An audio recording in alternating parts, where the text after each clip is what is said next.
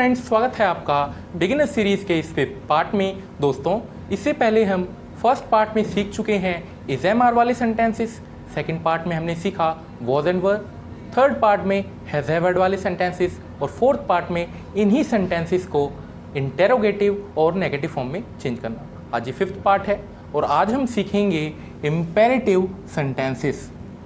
तो देखते हैं क्या होते हैं इम्पेरेटिव सेंटेंसेस। आप जनरली इनको ऑर्डर देने के लिए या फिर रिक्वेस्ट के लिए यूज़ करते हो। तो आइए स्टार्ट करते हैं। रोज नए तरीके से वीडियो के जरिए अंग्रेजी सीखने के लिए हिंखोज चैनल को सब्सक्राइब करें और बेल आइकन पर क्लिक करें।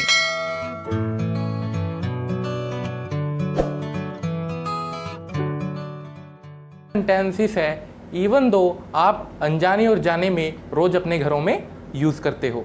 फॉर एग्जाम्पल, जब आप कहते हो अपने सिबलिंग से, सिबलिंग यानी कि छोटे भाई बहन से, कि पानी ले आओ, तो आप क्या कर रहे हो? उनको ऑर्डर दे रहे हो। ध्यान से सुनिएगा, पानी ले आओ। अगर उन्हें आप कहते हो कृपया पंखा बंद कर दो, तो इसमें रिक्वेस्ट है। तो जनरली इम्पेरेटिव सेंटेंसेस आपके कैटेगराइज होंगे ऑर्डर में या फिर रिक्वेस्ट वाले में। समझ गए आप? रिक्वेस्ट यानी कि प्रार्थना करते हो आप जिसमें, ठीक है, जिसमें जनरली आप प्लीज़ का इस्तेमाल करके बोलते हो कि प्लीज़ पंखा बंद कर दो। आई थिंक इतनी सी बात आपको समझ आ गई। तो देखते हैं, फर्स्ट एग्जाम्पल मैंने आपके सामने रखा था, पानी ले आओ, पानी ले आओ। बहुत ही इजी ट्रांसलेशन है। अब आपको ज़रूरत नहीं पड़ेगी हिंदी के शब्दों का यूज़ करने की, आप डायरेक्टली इंग्लिश में बोल सकते हो। देखिए, अगर मेरे को इस चीज़ को ट्रांसलेट करना है तो आप एक चीज़ ध्यान से सुनिएगा। यहाँ पे वर्ब है, क्या है वर्ब? क्रिया क्या है? मूवमेंट है। यहाँ पे लिखने का, सुनने का, ये सारे क्या होते हैं? आपके मूवमेंट्स होते हैं, ये वर्ब्स होती हैं आपकी। तो यहाँ पे वर्ब क्या है? लाना, किसी चीज़ को लाना। देखिए, यहाँ पे पानी के लाने की बात की जा रही है। लाना इन द सेंस कहीं से किसी चीज़ को कैरी करके आप लाओगे ना, तो पानी ले आने की बात करी जा रही है। तो लाना आपका वर्ब है और लाना के लिए आप इस्तेमाल करते हो ब्रिंग, ठीक है। तो जो भी सेंटेंसेस आप पहले बोलोगे तो आपकी अच्छी कमांड होनी चाहिए किस चीज़ में? वर्ब्स में। तो आप प्लीज़ वर्ब्स की जो है कमांड बनाइए, वर्ब्स पे सीखिए। बहुत सारे वर्ब्स, लाना, धोना, नहाना, इसके अलावा बहुत सारी वर्ब्स होती हैं, उन पे आप कमांड बनाइए, ठीक है। अब बात आती है कि इनको इम्पेरेटिव सेंटेंसेस को हम फॉर्म कैसे करते हैं, क्या होगा इनका स्ट्रक्चर? बहुत इजी है।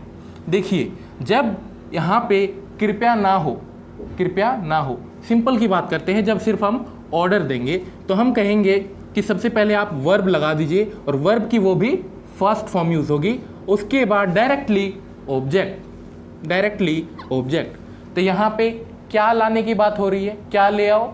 पानी ले आओ। आप कहोगे कि सब्जेक्ट तो है ही नहीं यहाँ पे, तो ऑफ कोर्स सब्जेक्ट यहाँ पे नहीं है। वैसे जनरली यहाँ पे सब्जेक्ट जो है वो हिडन फॉर्म में है। आप जनरली किसी को कैसे बोलोगे? तुम पानी ले आओ, तुम का इस्तेमाल करोगे। तो तुम या फिर आप वाली जो चीज़ है यहाँ पे वो हिडन है, ठीक है, अंडरस्टूड है। आप सेकंड पर्सन को ही बोलोगे किसी को कि पानी ले आओ, पंखा बंद कर दो, या जो भी कुछ आप कहना चाहते हो, ठीक है। तो हिडन फॉर्म में है। तो अगर हिडन फॉर्म में है तो हमें रिटर्न की भी कोई नीड नहीं है, लिखने की भी कोई नीड नहीं है। इस चीज़ को ध्यान रखिएगा। है यहाँ पे सब्जेक्ट बट हिडन फॉर्म में है। जब हिडन फॉर्म में है तो हम भी नहीं लिखेंगे, डायरेक्टली वर्ब की फर्स्ट फॉर्म प्लस ऑब्जेक्ट, ठीक है। अगर आगे कृपया जोड़ देते हो तो रिक्वेस्ट वाला बन जाएगा और रिक्वेस्ट वाला फॉर्म बनते ही आप यहाँ पे लिखोगे PLEASE और सेम स्ट्रक्चर रहेगा, वर्ब की फर्स्ट फॉर्म प्लस ऑब्जेक्ट, कोई चेंज नहीं।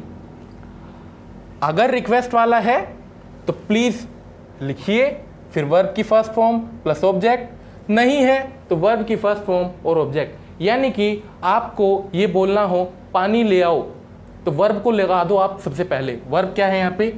ब्रिंग, ठीक है। ले आओ, ले आओ का तो काम हो गया हमारा।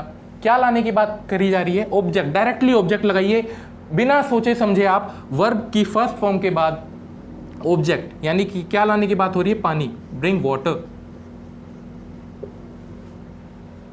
है ना इजी, बहुत ज़्यादा इजी है।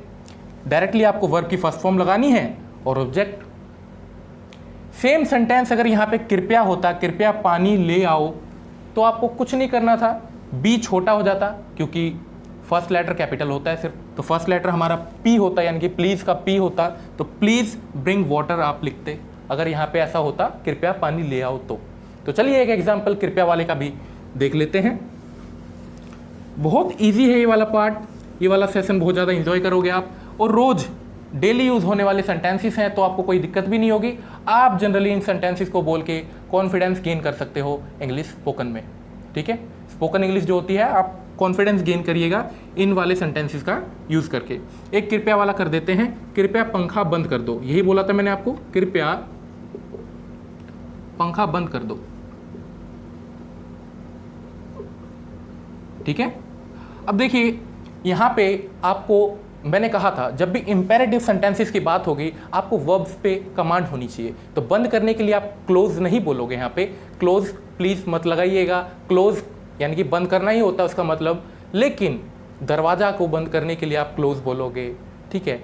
इलेक्ट्रिकल इक्विपमेंट्स की बात जब करते हैं, यानी कि पंखा, कूलर, कुछ भी जो बिजली से चलने वाले उपकरण हैं, उनके लिए हम स्विच ऑफ या स्विच ऑन लगाते हैं। स्विच ऑन मतलब चालू करना या फिर स्टार्ट करना, और स्विच ऑफ मतलब बंद करना, ठीक है।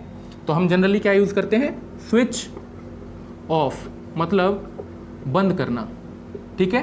किसके लिए यूज़ होगा आपका ये, बिजली से चलने वाले उपकरणों के लिए, ठीक है। आइए तो यहाँ पे अब कृपया देखते ही आपको तो सबसे पहले याद आ जाएगा कि प्लीज़ तो लगाना ही है। प्लीज़ के बाद जस्ट क्या करना है आपको, वर्ब लगाना है, यानी कि आदेश दीजिए, डायरेक्ट आदेश दीजिए उनको कि प्लीज़ स्विच ऑफ, क्या कर दो आप, स्विच ऑफ कर दो। क्या स्विच ऑफ कर दो, क्या वर्ब के बाद ऑब्जेक्ट यानी कि पंखा आप स्विच ऑफ कर दो, तो please switch off the fan, है ना इजी, बहुत ज़्यादा इजी है। आप ट्राई कीजिए, आप पंखा बंद कर दो, आप कुछ भी बोलिए, अपने छोटे भाई बहन हैं उनसे आप ये वाले सेंटेंसेस बोल के जो है शुरुआत कर सकते हो घर पे अपने, ठीक है। आइए देखते हैं, फ़ोन को चार्ज पे लगा दो, ठीक है। तो बहुत सारे सेंटेंसेस है, आप ट्राई कीजिए। एक एग्जाम्पल हम ऐसा करते हैं जिसमें आपका ऑब्जेक्ट हो ही ना। अब आप कहोगे ऐसे वाले सेंटेंसेस कौन से होते हैं जिनमें ऑब्जेक्ट ही ना हो, फिर हम बोलेंगे क्या, ठीक है। देखिए एक एग्जांपल जिसमें आपका प्लीज़ भी नहीं होगा और ऑब्जेक्ट भी नहीं होगा, सिर्फ वर्ब की फर्स्ट फॉर्म लगा के आप बोलोगे। अब देखना कैसे, आप बोलते हो दफ़ा हो जाओ, ये तो आपने जनरली सुना होगा, दफ़ा हो जाओ, ठीक है। जब किसी से आप ज़्यादा ही फ्रस्ट्रेट हो जाते हो तो आप कहते हो निकल जाओ यहाँ से, बाहर हो जाओ, दफ़ा हो जाओ, दफ़ा हो जाओ। तो जनरली वर्ब की फर्स्ट फॉर्म यूज़ होगी, क्योंकि इसमें कुछ भी ऑब्जेक्ट भी नहीं है यहाँ पे हमारा। कृपया का तो सवाल ही नहीं उठता, है ही नहीं सवाल के आगे, ठीक है। तो आप कैसे बोलोगे, डायरेक्टली वर्ब की फर्स्ट फॉर्म, क्योंकि दफ़ा हो जाना ऑलरेडी एक वर्ब है, तो आप बोलोगे गेट आउट, ठीक है। अगर सेंटेंस में इस टाइप से जुड़ा होता, यहाँ से दफ़ा हो जाओ, यहाँ से, ठीक है, तो यहाँ के लिए हियर और से के लिए फ्रॉम लगा देते, तो गेट आउट फ्रॉम हियर, ठीक है। तो ये सेंटेंस भी आपको क्लियर हो गया होगा आई थिंक, इसमें ऑब्जेक्ट नहीं था, गेट आउट डायरेक्टली आप बोलोगे दफ़ा हो जाओ, ठीक है। तो ये इस सीरीज़ में हमने सीखा आज इम्पेरेटिव सेंटेंसेस के बारे में। बहुत ही इजी सा सेशन था, मुझे नहीं लगता कोई भी प्रॉब्लम होगी आप लोगों को। एक क्वेश्चन मैं आपको होमवर्क की तरफ होमवर्क देता हूँ आपको मैं, ठीक है। आप इसको जो है अटैम्प्ट कीजिएगा, बनाइएगा, 4th होगा अपना ये, ठीक है। आप लिखिए, मैंने ये कहा था ना, लीजिए इसी को ट्रांसलेट कीजिए आप, कृपया फ़ोन को चार्ज कर दो, ठीक है। कृपया फ़ोन को चार्ज कर दो, बहुत इजी सा है। चार्ज करने के लिए आप डायरेक्टली चार्ज ही बोलोगे, ऑलरेडी चार्ज जो है आपका इंग्लिश वर्ड है, ठीक है। तो आप ट्राई कीजिए, बहुत ही इजी सा सेंटेंस दिया है, कमेंट कीजिए, अपने दोस्तों तक भी इस बिगनर सीरीज़ के बारे में बताइए कि बिगनर सीरीज़ में जो है बिल्कुल बेस से जो है ग्रामर का पूरा कोर्स करवाया जा रहा है, ठीक है, संतोष सर के द्वारा। तो आप भी फ़ायदा उठाइए इस कोर्स का, अपने दोस्तों तक भी शेयर कीजिए, इसको ज़रूर ट्राई कीजिएगा, ठीक है। कमेंट बॉक्स में रिप्लाई मिलेगा मेरी तरफ से आपको। तो मिलते हैं नेक्स्ट वीडियो में, अभी के लिए बस इतना ही। शेयर करना ना भूलिए, ठीक है, और सब्सक्राइब कर दीजिएगा इस चैनल को। Thank you.